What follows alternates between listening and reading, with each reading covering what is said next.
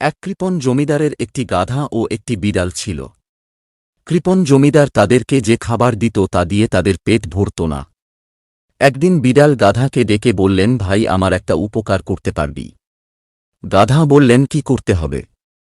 কথাটা হল, জমিদারের বাড়িতে আত্মীয় আসবে বলে, তাই জমিদার বাবু বাজার থেকে 10 কেজি মাছ নিয়ে এসেছে।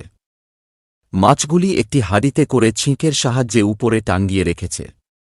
তুই শুধু ছিঁকের নিচে দাঁড়াবি, আমি তোর পিঠে চড়ে মাছ চুরি করে খাব। গাধা বললেন, না ভাই, আমি এ কাজ করতে পারব না।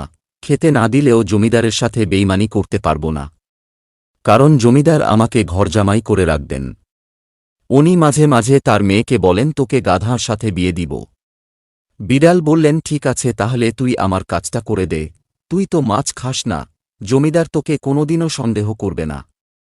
আমি ঘটক সেজে জমিদারের কাছে তোর বিয়ের প্রস্তাব দিব। গাধা রাজি হলেন। এদিকে জমিদারকে আসতে দেখে গাধা দৌড় দিয়ে পালিয়ে গেল। জমিদার বিড়ালকে জিজ্ঞেস করল যে, গাধা আমাকে দেখে ছুটে পালিয়ে গেল কেন? বিড়াল জবাব দিলেন, জমিদার বাবু, আপনি নাকি গাধার সাথে আপনার মেয়ের বিয়ে দিবেন, আর সেই কারণে গাধা আপনাকে দেখে লজ্জায় পালিয়ে গেল। জমিদার রেগে গিয়ে বললেন, আজকে গাধাকে চাবুক দিয়ে এমন পেটান পেটাবো বাপের নাম ভুলে যাবে। বিড়াল বললেন, না জমিদার বাবু, এটা করলে আপনারই ক্ষতি হবে। আমিও গাধার সাথে আছি।